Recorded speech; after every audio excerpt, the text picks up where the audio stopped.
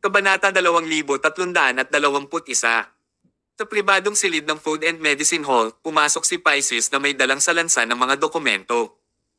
Inilipat niya ang isang upuan, kumuha ng isang basong tubig at patuloy na ininom iyon. Commander, nakuha ko na ang impormasyon tungkol kay Reyesok. Pinagpag ni Pisces ang mga dokumento sa kanyang kamay. Ano ito? Mas kalmado ang itsura ni Thomas. Ahem. Ang unang bagay na gusto kong sabihin ay talagang hindi siya isang normal na tao. Isa siyang ninja mula sa East Ocean, ang Young Master ng Coca. Hindi talaga siya simple. Tumpak pa rin ang paghuhusga ni Thomas dahil masasabi niyang hindi simple si Reyesok sa isang sulyap. Ipinagpatuloy ng Pisces ang pagsasabi sa kanya ng impormasyon tungkol kay Reyesok. Si Reyesok sa una ay ang Young Master ng isang sangay ng Coca Ninja. Natutunan niya ang pinakamahalaga at pinakamalakas na kasanayan sa ninja mula noong siya ay maliit at siya ay nirerango sa mga nangungunang sa mundo ng ninja. Nakuha pa niya ang titulong henyo ng 100 henerasyon at halos wala siyang kalaban-laban sa mundo ng ninja. Pero for some reason, a month ago, biglang nangyari ang genocide sa kanilang tribo. Lahat ng tao sa kanilang tribo ay pinatay. Ginawa ni Reyesok ang lahat para makatakas at pinrotektahan niya ang kanyang anak na babae. Simula noon, walang nakakaalam sa kinaroroonan ni Reyesok. Maraming tao ang nagsabing namatay na siya dahil siya ay malubhang nasugatan at imposibleng mabuhay siya. Kahit na manatiling buhay siya, malamang na mapatay siya ng kanyang kaaway. Kung tutusin, kayang patayin ng kanilang kaaway ang lahat ng miyembro ng Coca sa isang gabi at ito ay sapat na upang sabihin ang problema. Itinago ni Pisces ang mga dokumento bago siya bumantong hininga at sinabing, no wonder na hindi niya kayang bayaran ang pagkain. Ito pala ay mayroon siyang kabang-abang na background. Mukhang pumunta si Reyesok sa Celandine City upang lumayo sa hindi pagkakaunawaan at protektahan ang kanyang anak na babae mula sa pinsala. Hindi naman siguro. Nagbigay ng ibang opinyon si Thomas. Napakatigas ng titig niya na parang handa na siyang mamatay. Hindi ito titig ng taong gustong umiwas sa hidwaan. Kung hindi ako nagkakamali, dumating ang kalaban niya sa Celandine City, kaya naman lalapit siya. Natagpuan ito ng Pisces na hindi ka panipaniwala. He came all the way from East Ocean to Celandine City just to kill his enemy. Kailangan ba ito? Hindi ba mas mabuting makabawi siya habang hinihintay ang kanyang kaaway na bumalik sa East Ocean? Paliwanag ni Thomas, he can't make it. Grabe ang injury niya at na-poison pa nga siya. Posibleng mamatay siya anytime. Kung gusto niyang maghiganti, kailangan niyang magmadali. Kaya, ito ang dahilan kung bakit pumunta si Reyesok sa Celandine City. Kailangan niyang patayin ang kanyang kaaway bago siya mamatay. Ang problema ay, magagawa ba niya ito? Dahil kayang patayin ng kaaway ang kanilang tribo, nangangahulugan ito na may kakayahan din ang kaaway. Paano kaya nilalabanan ni Reyesok mag-isa? Hayaan mo na ngayon si Reyesok ay nasugatan ng husto. Maaaring mamatay siya bago siya tumayo laban sa kaaway. Ano man ang mga pananaw, hindi siya mukhang matagumpay na makapaghiganti. Habang nag-aalala sila kay Reyesok, lumapit ang waiter at kumatok sa pinto. Boss, dumating ang anak ng lalaking kumain ng libreng pagkain. Patuloy siyang umiiyak at sinasabi na ang kanyang ama ay namamatay at siya ay nakikiusap sa iyo na iligtas ang kanyang ama. Gusto mo bang makisali? Kumunat ang noo ni Thomas. Alam niya ang nangyari nang hindi nagtatanong. Kailangan ba niyang pag-isipan ito? Dapat ay paulit-ulit na nangyari ang pinsala ni Reyesok, inatake ng lason ang kanyang katawan at siya ay namamatay. Walang kakilala ang kanyang anak na babae dito. Saan pa kaya siya pupunta maliban dito? Nahulaan ni Thomas na maaaring hindi kakayanin ni Reyesok, ngunit hindi niya inaasahan na hindi ito matitiis ni Reyesok ng ganoon kabilis. Kaya naman, mabilis na tumayo si Thomas at lumabas ng private room. Nasaan ang batang babae? Kabanata 2322. Matapos maglakad si Thomas sa lobby, nakita niya ang isang maliit na batang babae na nakaupo sa isang upuan at pinupunasan ang kanyang mga luha. Ang kanyang nakakaawang umiiyak na mukha ay naging dahilan ng maraming tao na naging malambot ang puso. Maraming matatandang lalaki at babae ang pumunta upang aliwin siya at tiyakin sa kanya na walang mangyayari. Pero habang inaalo siya ng mga ito, mas lalo siyang naiiyak. Lumapit si Thomas at direktang nagtanong, naaalala mo pa ba ang daan para makarating sa iyong ama? Tumango ang batang babae. Dalhin mo ako dyan ngayon na. Pinuhat ni Thomas ang batang babae, lumabas, at sumakay sa kotse. Matapos siyang akayin ng batang babae, dumating sila sa isang malayong simbahan. Ang mga mahihirap na tulad nila ay maaari lamang sumilong sa isang simbahan. Pagkababa nila sa sasakyan, mabilis na naglakad si Thomas papasok ng simbahan. Nakita niyang may nakahiga sa sahig. Walang iba kundi si Reesok. Ang kanyang katawan ay naglalabas ng ilang mabahong amoy. Kasabay nito, makikita sa kanyang nakalantad na balat na puno ng sugat ang kanyang katawan at may malaking pasa sa loob ng kanyang katawan. Ito ay napakahirap at mapaghamong. Ang panloob na trauma, sugat at lason ay pinagsama. Isang himala na para mabuhay si Reesok hanggang ngayon. Iligtas mo ang aking ama. Patuloy na niyugyog ng batang babae ang braso ni Thomas. Hindi sumagot si Thomas. Tahimik niyang kinuha ang kahon ng gamot, inilagay sa sahig, at binuksan. Binuksan niya ang damit ni Reesok at sinimulan siyang suriin. Ang pinakamahalagang bagay ngayon ay ang kanyang lason. Dahil sa lason ay hindi nakayanan ni Reesok, nawala ng malay, at nagbuga ng mabahong amoy sa kanyang katawan. Sa kabutihang palad, si Thomas ay hinarapan ang lahat ng uri ng lason kamakailan at pamilyar siya sa lason. Bagamat napaka-espesyal ng lason ni Reesok, kinaya pa rin ito ni Thomas. Huminga siya ng malalim bago niya sinimulang lutisin ang lason para kay Reesok. Ginamit ni Thomas ang karayom upang ikalat ang namuong dugo sa paligid bago niya maalis ang lason na dugo sa lahat ng bahagi ng katawan. Pagkatapos, inireseta niya ang pantulong na panlunas upang mailabas at sumpuin ang lason sa pinakamaikling panahon. Kahit na ang lason ay hindi ganap na nalutas, karamihan sa mga ito ay nalutas at ang natitirang lason ay pinigilan. Sa kasong ito, si Reesok ay hindi nasa panganib sa ngayon. Kasunod nito, ginamit ni Thomas ang kanyang self-made supplement upang gamutin ang panloob na trauma ni Reesok at pinagaling din niya ang mga lumang pinsala sa katawan ni Reesok. Sa huli, ito ay ang mga sugat. Nabasag ang ilang sugat at may nana. Maayos na hinawakan ni Thomas ang lahat ng sugat, nilagyan ng ilang gamot at nilagyan ng benda ang mga sugat. Matapos mahawakan ni Thomas ang lahat, nakahinga siya ng maluwag at sinabi niya, sa wakas ay ligtas na siya ngayon, ngunit magtatagal pa rin siya para makabawi. Pisces, dalhin mo siya sa Caring Hospital para magamot. Direktang lumapit si Pisces para buhatin si Reesok, isinakay siya sa kotse at dinala si Thomas at ang batang babae sa ospital. Kinagabihan, sa wakas ay nagkamalay si Reesok. Nasaan ako? Ito ang una niyang sinabi pagkatapos niyang matauhan. Kabanata 2323. Mabilis na lumapit ang batang babae at niyakap si Reesok. She said with a crying tone, "Daddy, nawalan ka ng malay noong hapon. Niligtas ka ng ganitong klaseng uncle." Itinaas ni Reesok ang kanyang ulo at sumulyap. Napagtanto niyang si Thomas na naman iyon. 2 beses na siyang tinulungan ni Thomas at talagang iniligtas ni Thomas ang kanyang buhay sa pagkakataong ito. Hindi magiging madaling suklian ang ganoong kalaking kabaitan ngayon. Salamat. Hindi man maipahayag ng mga salita ang kanyang pasasalamat, kailangan din niyang magpasalamat sa oras na ito. Pumalaklak si Thomas at sinabing, hindi talaga madali na magpasalamat sa iyo. Napabuntong hininga si Reesok at nagtanong, nasaan ang katana ko? Bakit? Gusto mo bang maghayganti paggising mo? Wala akong masyadong oras. Hindi, marami kang oras ngayon, sabi ni Thomas, huwag kang mag-alala, naalis ko na ang lason sa katawan mo. Kumagaling na rin ang iyong internal trauma at mga sugat. Maghintay ka lang ng ilang araw. Base sa iyong pisikal na kondisyon, mabilis kang gagaling. Natigilan si Reesok. Natanggal ang lason niya. Hindi makapaniwalang sinabi niya, pinagaling mo ang lason sa aking katawan. Sabi ng Pisces, gaano kahirap tanggalin ang ganoong klase ng simpleng lason. Ang aming commander ay isang henyong doktor. Pagkatapos ay sinabi ni Thomas, hindi ko lang pinagaling ang lason mo. Alam ko rin na ikaw ang young master ng Coca Ninja sa East Ocean at nasaktan ka 1 buwan na ang nakakaraan. Maaari mo bang sabihin sa akin kung ano ang nangyari?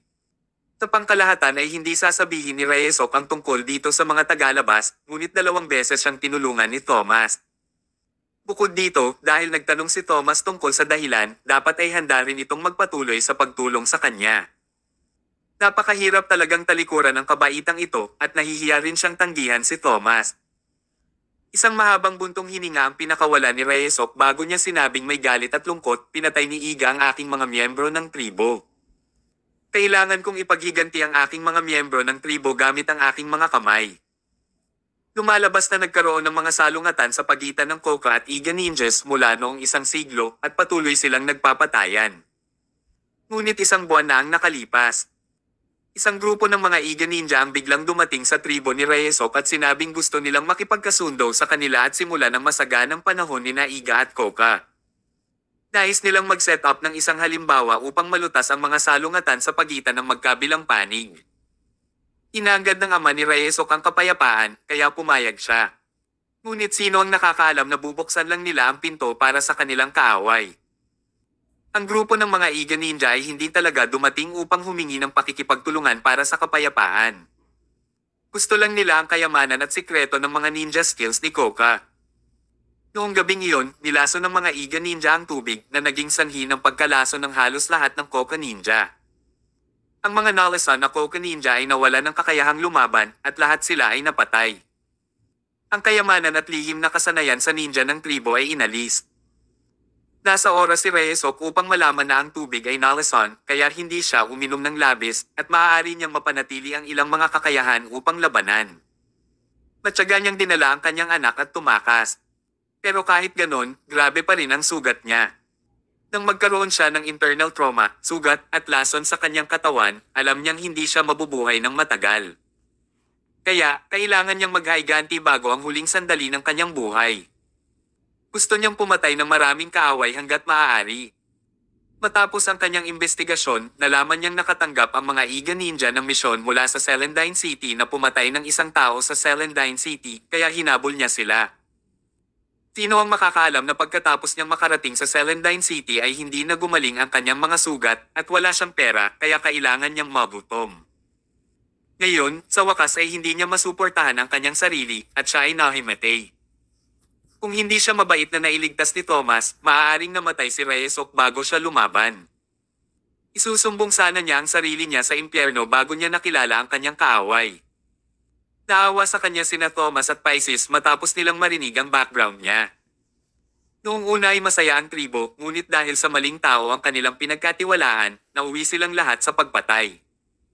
Ito ay talagang ikinagalit nila. Kabanata 2324. Tanong ni Thomas, ang Iga Ninja ang pumatay sa mga miyembro ng clan mo. Tumango si Reyesok. Ang pinuno ng kanilang angkan ay si Kazuo Yamamoto. Kazuo Yamamoto. Ito ay isang medyo hindi pamilyar na pangalan na hindi kailanman narinig ni Thomas.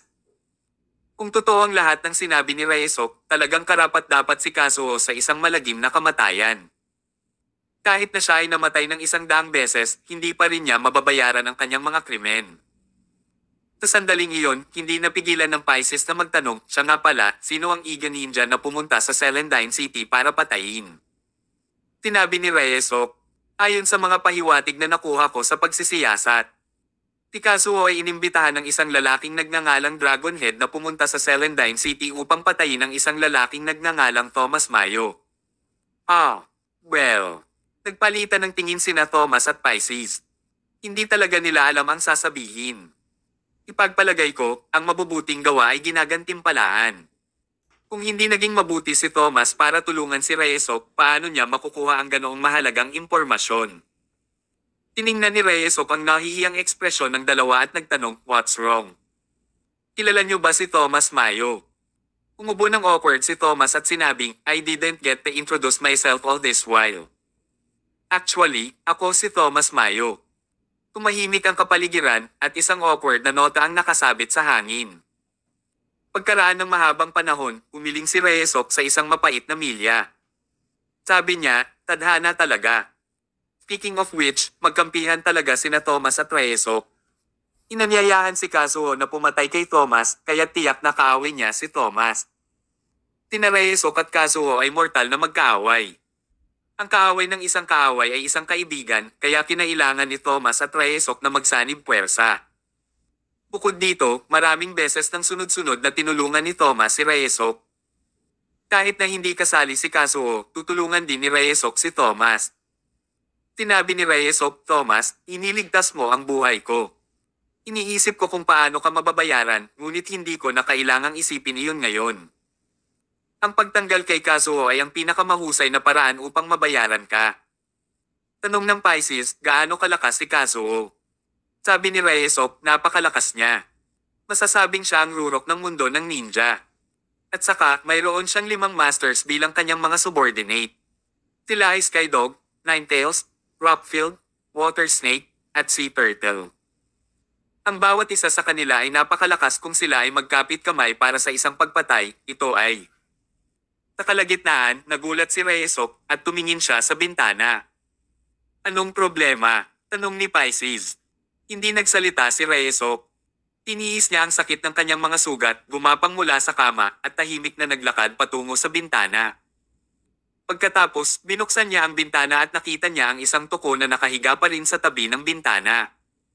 Mabilis siyang kumilos at hinawakan ang tuko. Pagkatapos, inihagis niya ito sa lupa at tinapakan hanggang mamatay. Anong ginagawa mo? Nagtataka si Pisces. Tinabi ni Reyesok, ikaw ay sinusubaybayan. Ang tuko na ito ay isa sa mga kasanayan sa ninja ng Rockfield na espesyal na ginagamit upang subaybayan at makakuha ng impormasyon. Ano? Hindi makapaniwala si Pisces. Kung saan, nagtaka sila kung gaano karaming impormasyon ang na-leak out. Maaaring patayin sila ng kalaban anumang oras. Tinabi ni Reyesok, ngunit huwag kang masyadong mag-alala. Napatay ko ang tuko na ito, kaya hindi makukuha ng Rockfield ang bahaging ito ng impormasyon. Hindi niya malalaman na nandito ako. Thomas, tutulungan kitang lumaban sa Rockfield at Kazuo. Hinding-hindi nila aasahan na makikipagsanib puwersa ako sa iyo. Ito ang pinakamalaking kalamangan natin sa ngayon. Tama siya. Bagamat mataas ang kakayahan ni Thomas, wala siyang alam tungkol sa mga kasanayan sa ninja. Sa isang eksperto, tulad ni Reyesok sa kanyang tabi, talagang magiging mas madali ito. Kabanata 2325. Sa isang hotel malapit sa Caring Hospital, 3 lalaki ang magkakasamang nakaupo. Ito ay Rockfield, Water Snake, at Sea Turtle. Maaaring makuha ng Rockfield ang impormasyon ng kalaban sa pamamagitan ng tuko. Kahit si Kazuo ay hindi maaaring makipagkompetensya sa kanya tungkol sa kasanayang ito ng ninja. Siya lang ang makakagawa nito sa buong mundo ng ninja. Nang makalap na siya ng impormasyon noon ni Thomas, maayos na ang lahat. Gayunpaman, nawalan siya ng isang tuko sa hindi malamang dahilan. Ang pagkawala ng isang tuko ay nangangahulugan na ito ay namatay. Hindi niya maibalik ang huling mensahe. Tinabi ni Water Snake, posible bang natuklasan ito ni Thomas? Umiling si Rockfield at sinabing, imposible. Ang tuko ko ay halos kapareho ng ordinaryong tuko. Kahit isang insider ay hindi matukoy ang pagkakaiba, lalo pa ang isang karaniwang tao tulad ni Thomas. Maliban na lang kung may ekspertong ninja na tumutulong sa kanya. Kung hindi, magiging imposible para sa kanya na matuklasan ang aking mga kasanayan sa pagninja gamit ang kanyang mga kakayahan. Nagkaroon siya ng kumpiyansa dahil iyon ang katotohanan. Kung wala ang tulong ng iba, hindi maisip ni Thomas na isang ordinaryong tuko ang talagang gagamitin sa pangangalap ng impormasyon. Dahan-dahang sabi ni Sea Turtle habang kumakain, nahuli yata ito ng isang makulit na bata at pinaglaruan ito hanggang sa mamatay. Ang posibilidad na ito ay medyo mataas. Ang tuko ng Rockfield ay nawala rin noon. Nalaman niya kalaunan na nahuli ito ng isang bata na pinaglaruan ito hanggang sa mamatay. Sinabi ng Rockfield, mayroon kaming sapat na impormasyon, kaya hindi mahalaga kung wala kaming huling beat. Ang plano ngayong gabi ay nananatiling pareho. Alas 3 ng umaga, pupunta kami sa Caring Hospital upang patayin Thomas. Naiintindihan. Kumakain pa rin si Sea Turtle. Humikab si Water Snake. Humiga siya sa kama at nakatulog. May ilang oras pa bago dumilim. Kinailangan nilang panatilihin ang kanilang espiritu upang kumilos sa kalagitnaan ng gabi. Mabagal na lumipas ang oras. Maya-maya, dumidilim na. Tahimik na dumating si Rockfield at ang dalawa pa sa Caring Hospital. Madali nilang nalinlang ang mga security guard na nagtatrabaho sa gabi at nadulas sa suite sa loob ng ospital. Sa ikatlong palapag, ang pangalawang silid sa kaliwa ay ang silid ni Thomas. Laminggalinga ang Rockfield at nakitang walang tao, kaya kumuha siya ng tubo at inilagay sa ilalim ng pinto. Pagkatapos, hinaypan niya ang knockout na usok sa tubo. Ito ay isang natatanging usok na mayroon ng Iga Ninjas. Matutulog ang isang tao pagkatapos maamoy ito. Nakatulog na si Thomas. Kung napasok niya ang usok, siguradong hindi na siya gising. Ngunit sa pagkakataong iyon ay biglang sumulpat ang dalawang lalaki sa magkabilang gilid ng koridor. Ang lalaki sa kaliwa ay tila napakarelihiyoso, habang ang lalaki sa kanan ay amoy na nakamamatay na aura. Ang dalawang ito ay mga miyembro ng 12 Golden Zodiac na kumakatawan sa kapangyarihan. Sila ay Virgo at Gemini. Ang isa ay isang Buddha, habang ang isa ay isang demonyo. Sabay na binantayan ng Buddha at ng demonyo si Thomas. Mahirap patayin si Thomas nang magsanib puwersa silang dalawa. Siyempre, alam din ng Rockfield kung gaano kalakas ang dalawang taong ito. Hindi sigurado kung kaya niyang talunin ang dalawa noon. At saka, nag-aalala siya na baka hindi na epektibo ang knockout smoke at magising si Thomas. Kung nangyari iyon, mabibigo ang kanyang plano. Nakahanda na ang Rockfield na harapin ang ganoong sitwasyon. Bago pa man makalapit sina Virgo at Gemini, may tumayo pang dalawang lalaki. Ang water snake si Turtle ang dumating kasama ang Rockfield. Ang dalawang taong ito ay ang mga taong ginamit ng Rockfield upang harapin ang mga nagpoprotekta kay Thomas. Kayong dalawa ang bahala sa kanila, sabi ni Rockfield. Understood. Pumasok ka na lang sa kwarto at patayin mo si Thomas. Kami na ang bahala sa dalawang bodyguard. Magpaligsahan tayo at tingnan kung sino ang unang makakatalo sa mga kalaban nila. Hindi sinaseryoso ni Water Snake sina Virgo at Gemini na para bang anumang oras ay mapapatay nila ang mga ito. Naniwala din ang Rockfield sa kanilang lakas. Pinunasan niya ang kanyang kamay sa lock ng pinto at naka-unlock ang pinto. Pagkatapos, tinulak niya ang pinto at pumasok. How dare you? Nagalit si Virgo at umakbay. Kabanata 2326. Tanong ni si Turtle, Water Snake, sino ang dapat mag-aalaga sa kanya? Tubig Snake ngumisi. I hate this kind of hypocrite with a superficially kind face. Seeing him sends goosebumps all over my body. I'm going to cut him into pieces. Gaya ng sinabi niya, sumugod si Water Snake kay Virgo at sinuntok ang mukha nito.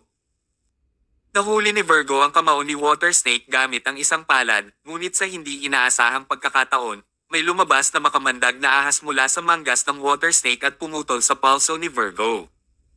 Mabilis na kumilos si Virgo at binawi ang kanyang kamay. Kung medyo nahuli siya, malamang na nakagat siya ng makamandag na ahas.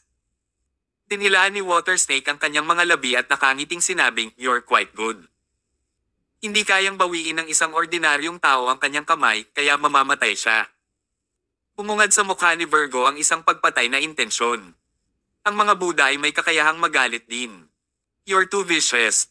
Today, I must commit the sin of murder. Natuwa si Water Snake. Gumawa ng kasalanan ng pagpatay. Sa tingin mo kaya mo. Muling nagaway ang dalawa. Ang mga galaw ni Water Snake ay katulad ng kanyang pangalan. Lumangoy siya at sobrang madulas. Hindi moari ni Virgo ang kanyang mga galaw, kaya madaling naiwasan ng Water Snake ang kanyang mga galaw. Hindi maganda ang pakiramdam ng pagsuntok sa hangin. Natuwa si Water Snake. You said that you want to commit the sin of murder. Do you have the guts to say it again? Sa paningin ko, mabagal ang galaw mo, so you'll never touch me. Bumibilis at mas madulas ang mga galaw ni Water Snake.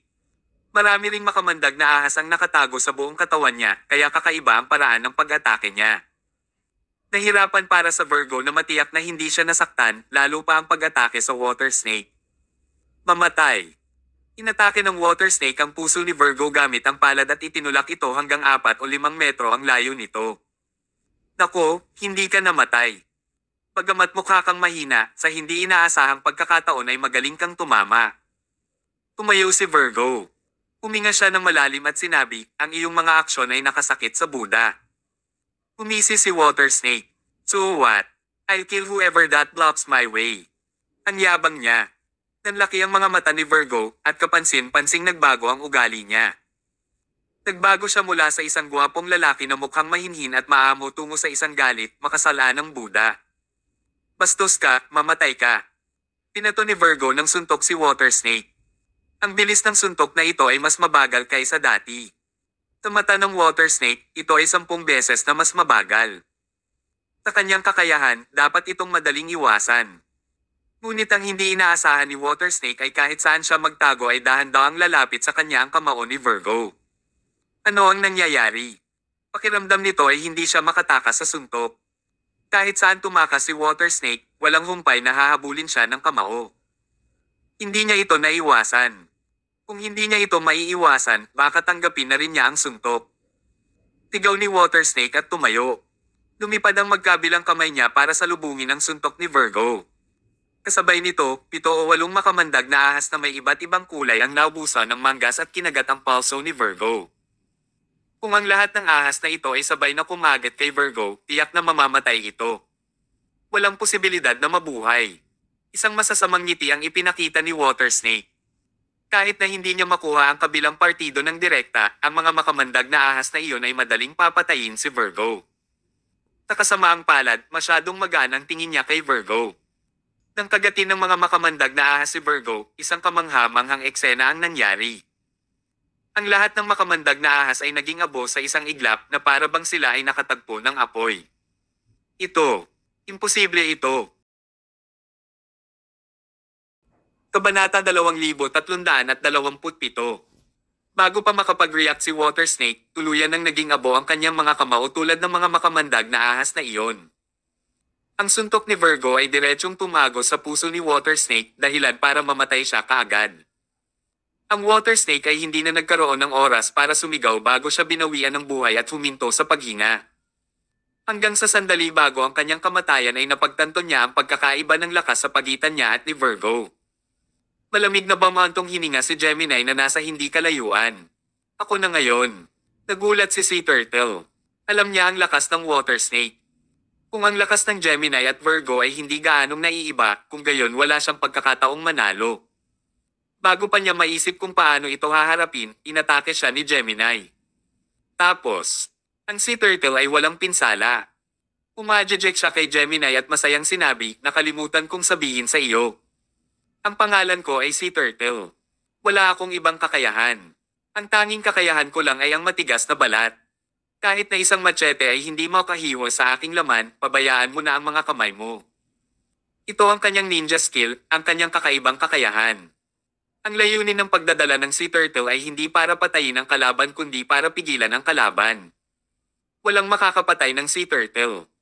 Napatingin si Gemini sa kanyang mga kamay. Umisi siya at sinabing, sa tingin mo ba hindi ka matatalo ng ganito? Minamaliit mo ang kapangyarihan ng demonyo. Tigaw ni Gemini at naglabas ng mas matinding pamatay na aura sa buong katawan niya. Siya ay uhaw sa dugo. Gusto ko ang buhay mo. Nagmamadaling umakyat si Gemini, hinawakan ng balikat ni Sea Turtle gamit ang isang kamay at biglang inatake ang kabilang kamay.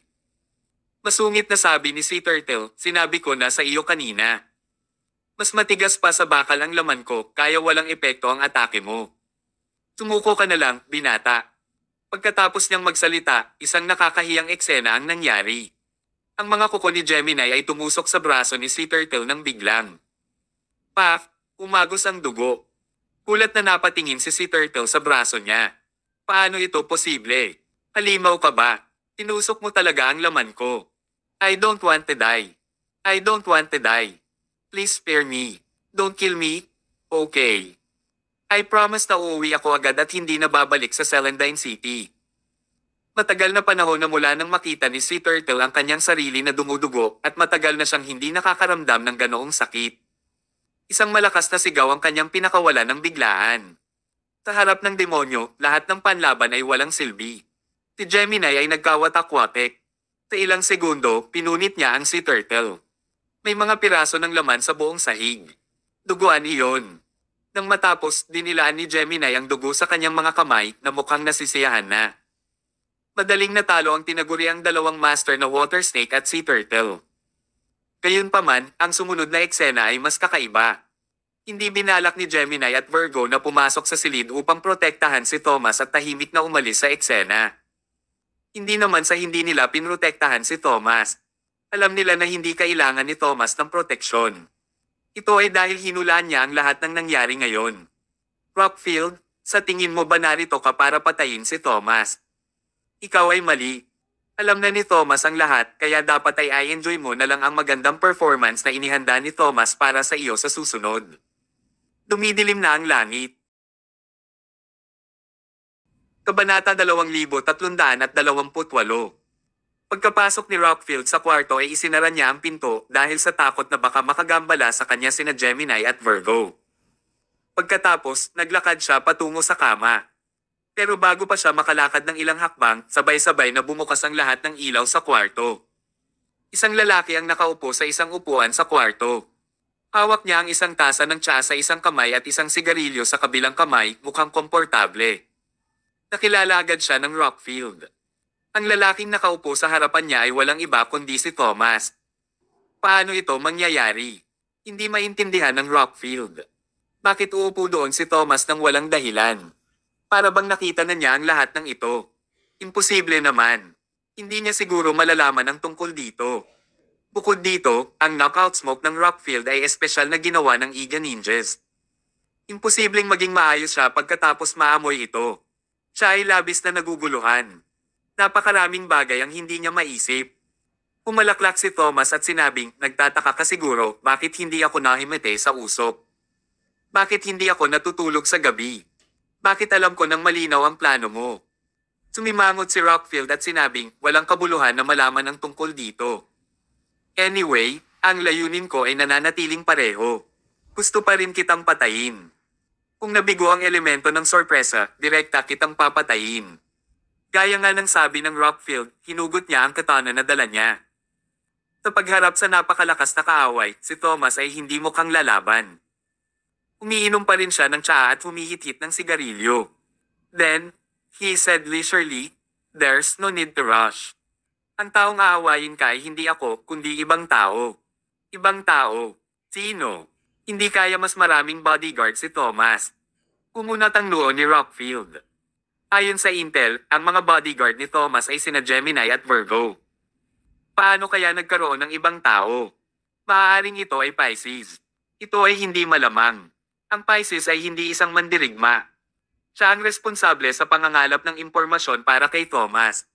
Sino pa kaya dyan? Scorpio, Capricorn, Sagittarius, o Lion?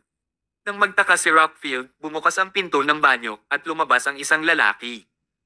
Naintindihan ni Rockfield ang lahat nang makita niya ang lalaki. Ikaw pala, Reyes Okondo. Naintindihan niya. Naintindihan niya ang lahat. Sa presensya ni Reyes Ok, maipaliwanag ang pagkamatay ng tuko. Hindi ito sinasadyang napatay ng isang bata. Nakita lang ni Reyes Ok ang panlilinlang ng Rockfield. Ang knockout smoke na iyon ay wala sa Iga Ninjas. Madali itong malutas. Bukod dito, kilalang kilala ni Reyes Ok ang Rockfield. Alam niya ang mga nakapirming gawain ng Rockfield, kaya pinlano niya ang lahat kasama si Thomas matagal na ang nakalipas at naghintay. Sa katunayan, alam ng Rockfield sa simula pa lang na dumating si Reyes Ok sa Celandine City at alam niyang pumunta siya para tugisin ang Iga Ninja. Ngunit ang hindi inaasahan ng Rockfield ay talagang nakipagsanib puwersa si Reyes Ok kay Thomas. Sa tama, ang dalawang taong ito ay walang koneksyon. Paano sila nagkasundo? Ito ay isang misteryo. Higit sa lahat, batay sa mga obserbasyon ng Rockfield, nagulat siya nang makitang halos gumaling na ang mga sugat ni Reyes Ok at naalis na ang kanyang lason. Paano ito naging posible? Ito ay isang espesyal na lason ng Iga na umiikot sa daan-daang taon. Walang makapagtanggal nito maliban kay Kazuo. Imposibleng alisin ni Kazuo ang lason ni Reyes Ok. Paano tinanggal ni Reyes Ok ang lason sa kanyang katawan? Nalito ito si Rockfield. Umisi si Reyes Ok at sinabing, hindi mo na kailangang manghula. Inalis ni Thomas ang lason sa katawan ko. Kabanata 2329. Bumaba ang sentimo.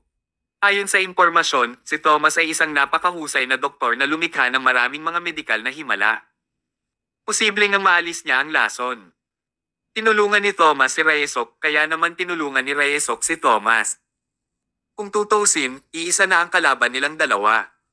Hindi man sila tumulong sa isa't isa, makatwiran lamang na magkapit kamay din sila. Naunawaan ni Rockfield na naglagay ng mga piraso ng puzzle. Umisi siya at sinabing, bilang isang Hapones, nakikiisa ka sa mga tao ng Summerland para harapin ang iyong mga tao. Reyesok Kondo, isa kang pambansang kahihiyan. Masungit na sinabi ni Reyesok, sa tingin mo ba ay marangal na maging taksil at patayin ang buong angkan ng Koka? Karangalan bang umalis sa iyong bayan at pumunta sa lungsod ng Celandine upang pumatay ng isang mamamayan ng Summerland para sa pera? Rockfield, ikaw at si Kazuo ang tunay na pambansang kahihiyan. Wala nang silbi ang magsalita pa. Itinutok ng Rockfield ang katana kay Reyesok. Palagi kang tinatawag na amyo ng 100 henerasyon at ang iyong espada ay may reputasyon na pinakamabilis sa silangan. Ngayon, sisirain ko ang iyong alamat. Sa katunayan, kilala rin ang Rockfield sa kanyang bilis. Walang pinakamahusay na manunulat ni walang pangalawang pinakamahusay na manlalaban. Nais ng Rockfield na magkaroon ng magandang laban kay Reyesok upang makita kung sino ang mas mabilis at kung kaninong espada ay mas malakas mula noong nakalipas na panahon. Sa wakas ay nagkaroon siya ng ganitong pagkakataon ngayon. Sinabi ng Rockfield, Reyesok Kondo, papatayin muna kita at pagkatapos ay tapusin ang buhay ni Thomas. Handa ka na bang mamatay? Hindi umimik si Reyesok. Inilagay niya ang kanyang kamay sa hawakan ng kutsilyo, ibinaba ang kanyang katawan, at gumalaw. Madilim sa gabi. Huminga ng malalim ang dalawa at sabay na gumalaw. Inihagis ng Rockfield ang matalim na espada at nilaslas patungo sa leeg ni Reyesok habang si Reyesok ay nanatiling hindi gumagalaw. Pumunot lang siya ng espada nang lumapit ang Rockfield. Sa isang slash, nahati ang lahat sa kalahati. Napakabilis ni Reyesok na hindi man lang nakita ng Rockfield kung paano siya nakakilos at isang malaking butas ang bumuka sa kanyang katawan. Maging ang katana sa kanyang kamay ay naputol sa 2 piraso. Kumalabog, kumalabog, kumalabog. Sunod-sunod na bumagsak sa sahig ang Rockfield at ang kanyang sirang katana. Ito ang kilalang galaw ni Reyesok sa buong Japanese Ninja Skills World, ang Quick Draw Technique. Ito ay mabilis, mabangis, at tumpak. Karaniwang hindi nakikita ng kalaban ang mga galaw. Sa sandali ng paglabas ng espada, ang buhay ng kalaban ay binawian. Dahan-dahang ibinalik ni Reyesok ang espada sa scabbard at sinabi sa sarili, Tay, ito ang unang kaaway na napatay ko gamit ang sarili kong mga kamay. Magkakaroon ng pangalawa at pangatlo hanggang sa mapatay ang lahat ng Iga Ninja. Siyempre, ang pinakamalaking layunin niya ay si Kazuo pa rin. Ibinaba ni Thomas ang tasa ng tsaa at sinulyapan ang bangkay sa lupa. Tinitik niya ang kanyang mga daliri at sinabing, Pisces, putulin mo ang mga ulo ng Rockfield, Water Snake, at Sea Turtle at ilagay sa mga brocade box. Pagkatapos, ipadala sila sa Kazuo. Paulit-ulit na umiling si Pisces. Bakit siya, isang taong mahilig sa kalinisan, ay dapat gumawa ng ganoong bagay? Ang pag-iisip tungkol dito ay nagkasakit siya. Bukod dito, sinabi ni Thomas kay Reyesok, dapat kang patuloy na humiga. Ang Rockfield at ang iba pa ay patay na lahat. Hindi pa rin alam ni Kazuo na nakipagsanib puwersa ka sa akin. Ito ay lubos na gumagana sa ating kalamangan. Tumanggaw si Reyesok. Itatago ko ang aking kinaroroonan at hinding-hindi matutuklasan ng sinuman para makasigurado ka. Si Reyesok ay orihinal na isang ninja at ang kanyang trabaho ay ang magtago. Kaya, ito ay talagang napakasimple na hindi matuklasan ng mga tagalabas para sa kanya. Sumunod, naghihintay sila ng madaling araw para tamasahin ang gulat at galit na ekspresyon ni Kazuo. Kabanata 2330. Kinaumagahan, sa isang seaside villa. Umupo si Kazuo sa kwarto at paulit-ulit na pinupunasan ang katana. Siya ay tila napakakalma sa ibabaw, ngunit siya ay medyo hindi mapalagay. Hindi pa rin bumabalik ang 3 subordinate na pinaalis. Ang Rockfield ay isang napakaagang tao, kaya hindi siya kailanman nagkamali. May aksidente bang nangyari? Hindi naglakas loob si Kazuo na mag-overthink at ayaw niyang mag-overthink ito.